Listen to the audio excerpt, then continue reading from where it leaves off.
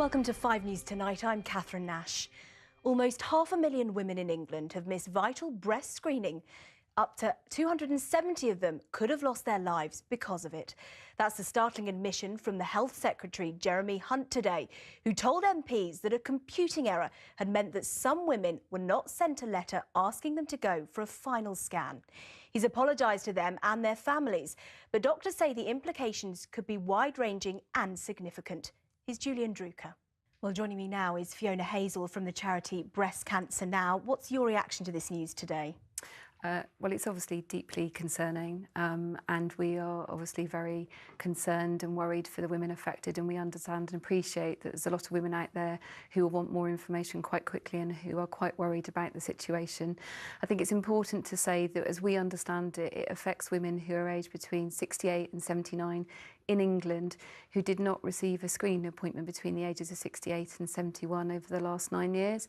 And so that affects around 309,000 women in England who will receive a letter in the coming weeks and will be offered a screening appointment if they need one or want one.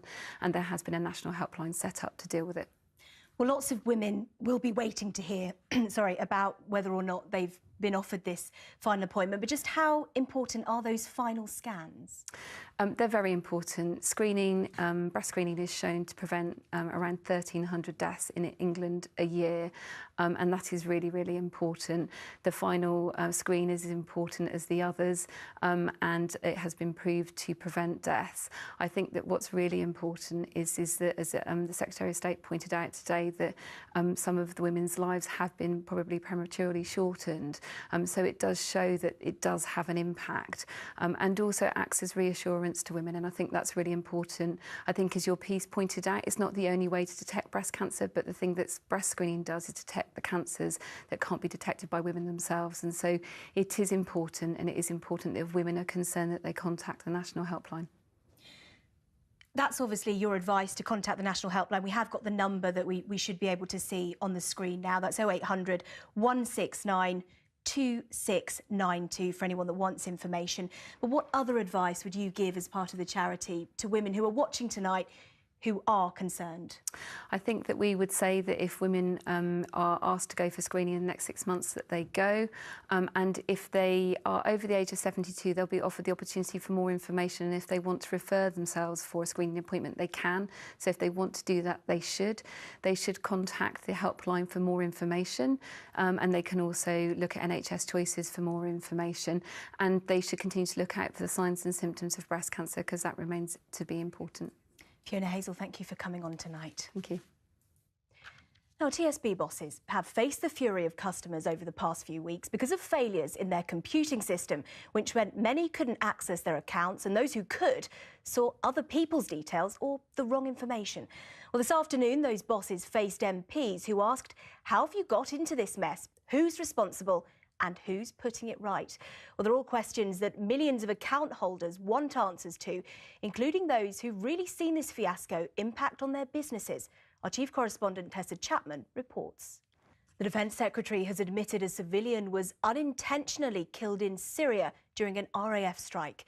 Now, the Prime Minister faced her Brexit war cabinet this afternoon, but her battle over leaving the EU is not just restricted to other European countries, it's within her own ministers. They're divided over how the UK manages its customs arrangement. There are two plans on the table. Some want one, some want the other, some want neither. While politicians debate, how are businesses trying to interpret all of this? Our political editor, Andy Bell, reports. Coming up on 5 News Tonight. We'll see you after the break.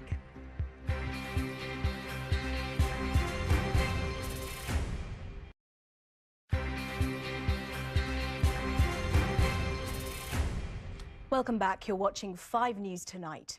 The human papillomavirus, better known as HPV, is a name given to a large group of viruses that can be spread via skin-to-skin contact, but most often through sexual contact. According to the NHS, it causes almost all cases of cervical cancer, which is why, for the past 10 years in the UK, girls aged between 12 and 18 are offered free HPV vaccinations. But currently, it's not offered to boys of the same age, despite the virus being linked to other cancers that directly affect men. So it's a story cut through with prejudice and shame. 20 years ago today, footballer Justin Fashanu took his own life.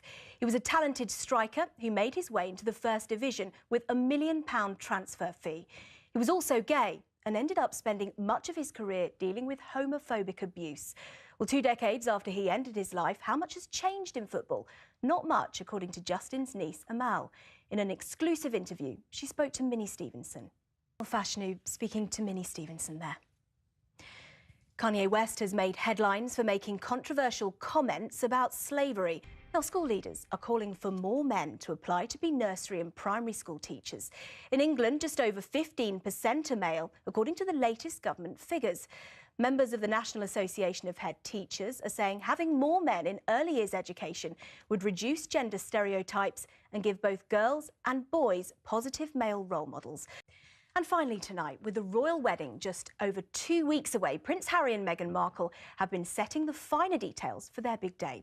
Well, one thing that's been under consideration is which carriage the happy pair ride in. That's right, it is a royal wedding after all. Our royal correspondent Simon Vigar has the details. Well, that's it from us. Claire Nazir has the weather next. Have a lovely evening.